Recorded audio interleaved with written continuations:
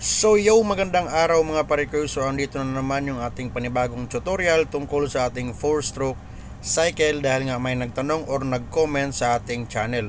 Sabi niya, Sir, question, what are the 4-stroke cycle principle? Sir, explain what is intake, explain what is compression, what is power stroke, and explain what is exhaust. Salamat sa iyo, Mr. Samuel Lesios, sa iyong pag-comment.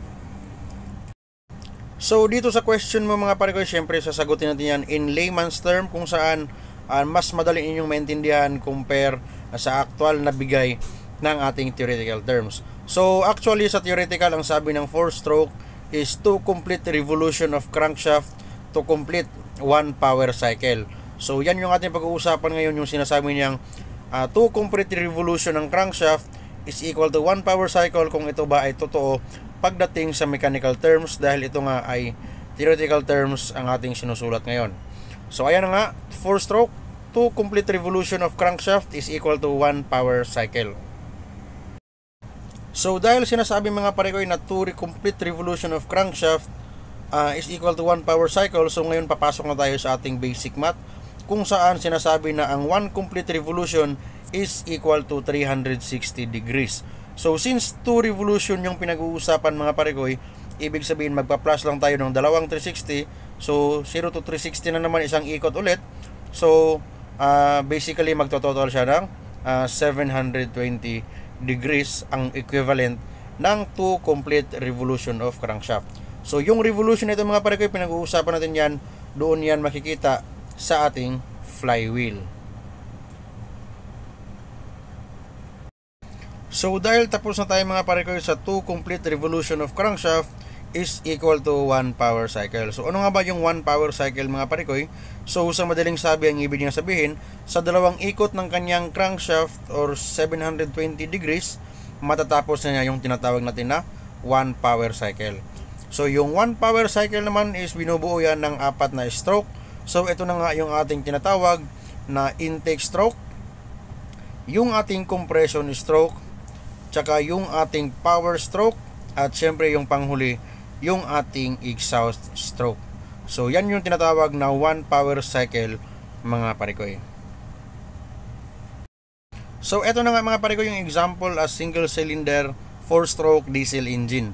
Ayan mga parikoy, parts niya sa taas, fuel injector, intake valve, exhaust valve, piston, connecting rod, crankshaft, at hindi mawawala yan syempre yung ating cylinder liner.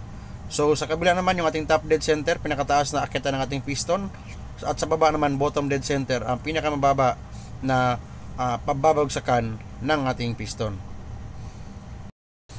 Syempre, gaya ng sinasabi ko kanina mga parikoy, na ang 4-stroke daw ay binubuo ng dalawang complete revolution ng ating crankshaft or yung ating flywheel. Same lang yan sila mga parikoy, dahil dugtong lang naman yan yung ating flywheel at saka yung ating crankshaft. Pagkatapos mong makuha yung ating dalawang ikot mga parikoy ng ating crankshaft, sinasabi niya na dapat din matapos na rin niya yung ating 4 na stroke. Basically, intake stroke, compression stroke, power stroke, at yung panghuli naman, yung ating exhaust stroke. Ngayon mga parikoy, papakita ko sa inyo yung actual na nangyari sa ating makina pag gumagana na nga yung ating 4-stroke cycle. Dahil meron tayong 4 na stroke mga parikoy na dapat niyang matapos sa loob ng 720 degrees, basically i-divide lang natin yung 720 degrees sa ating 4 na stroke: intake, compression, power, exhaust. Pag kinalculate natin mga parikoy yung ating 720 degrees is i-divide natin sa 4, makakuha natin mga parikoy yung ating 180 degrees ng ating flywheel. In mechanical mga parikoy, dapat from 0 degrees up to 180 degrees dapat matapos niya yung ating intake stroke. Next 180 degrees dapat matapos niya yung ating compression stroke. Next 180 degrees naman makapag power stroke na siya. At lastly, last 180 degrees is matapos na naman niya yung ating exhaust stroke. From 0 degrees mga parikoy up to 180 degrees, from top dead center to bottom dead center yung ating piston, syempre magbubukas muna dito mga parikoy yung ating intake valve, para pagbaba ng piston is makahigop siya or makahatak siya ng hangin. So from intake stroke mga parikoy, naka 180 degrees siya, aakyat naman yung ating piston ngayon. Additional 180 degrees naman na ikot ng ating crankshaft or flywheel para matapos niya naman yung ating compression stroke. So dito mga parikoy, nakapagtapos na siya ng dalawang 180 degrees. So ibig sabihin lang na natapos na niya yung isang complete revolution ng ating crankshaft. So next naman mga parikoy, kulang pa tayo ng dalawang stroke. So dahil lang sa top dead center na siya galing sa compression is mag-a-add naman tayo ulit ng 180 degrees mga parikoy para naman sa ating power stroke. So syempre kanina mga parikoy, pag compress natin, sarado yung dalawang barbula para magkaroon tayo ng maximum compression ng ating hangin. So pagdating sa taas mga parikoy, mag-i-inject yung ating fuel injector at doon na nga sasabog yung ating expansion ng ating combustion chamber at itutulak na yung piston natin pababa at yan na nga yung ating tinatawag na power stroke. So from top dead center to bottom dead center, 180 yan mga parikoy, 180 degrees, yan yung ating power stroke. So lastly na stroke, yung ating exhaust stroke naman, from bottom dead center to top dead center, syempre magbubukas muna yung ating exhaust valve para mailabas niya naman dito yung ating mga sunog or yung ating mga exhaust gases sa ating exhaust manifold.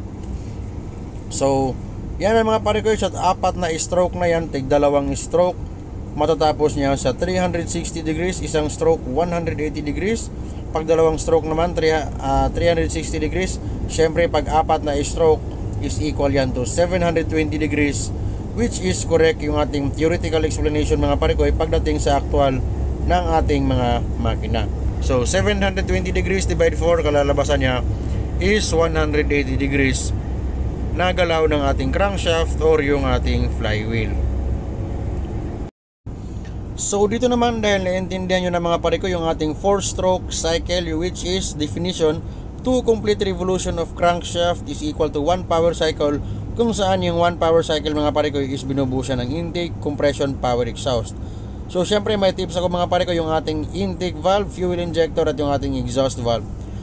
So yung ating intake valve mga parikoy, gumagana lang siya or magbubukas lang siya sa kanyang intake stroke lang. So pagbaba ng ating piston mga parikoy, papasok yan yung ating hangin, which is galing sa ating turbocharger kung yung ating makina ay forced induction engine, or naturally maghihigop siya ng atmospheric air kung yung ating makina naman walang turbocharger or tinatawag na naturally aspirated engine. So ayan, dahil tapos na nga mga parikoy yung ating intake stroke, mayroon ng hangin sa loob, syempre magsasarado na mga parikoy yung ating intake valve, dahil nga ang intake valve mga parikoy is nagbubukas lang sa tuwing intake stroke. So once tapos na yung intake stroke mga parikoy, automatic magsasarado yan. Mayroon yung timing doon sa ating camshaft na tinatawag.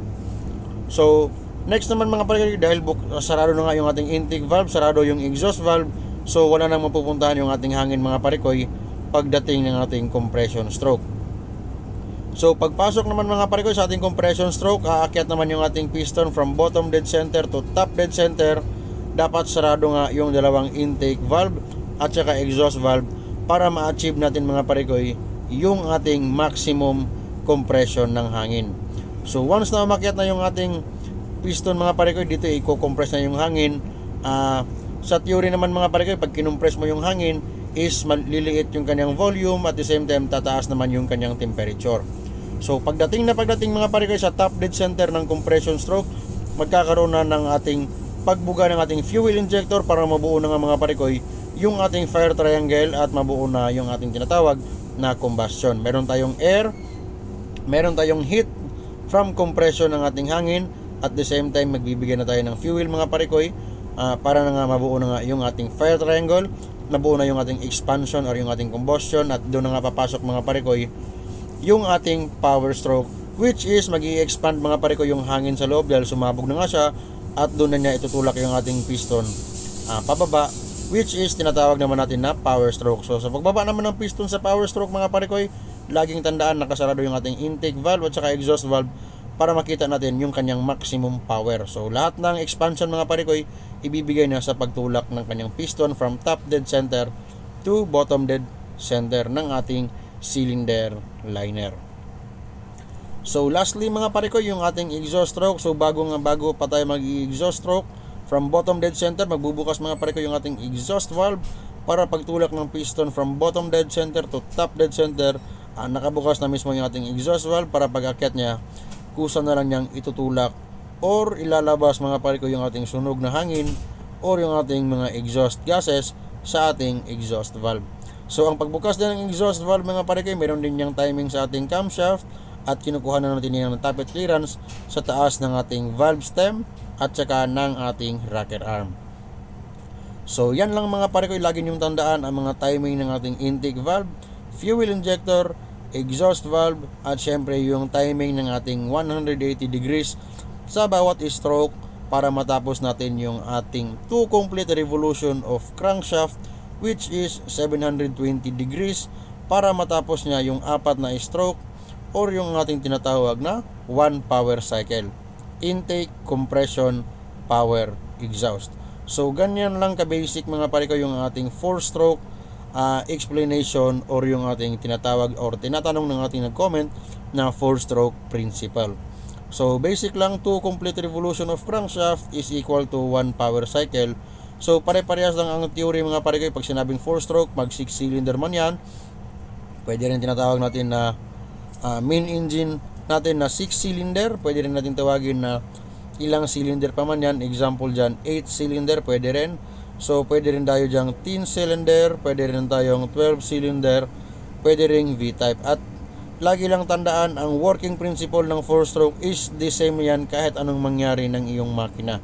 Single cylinder, V12, 6 cylinder, 8 cylinder, 10 cylinder. So basically the same pa rin mga parikoy yung kanyang working principle na 2 complete revolution of crankshaft is equal to 1 power cycle.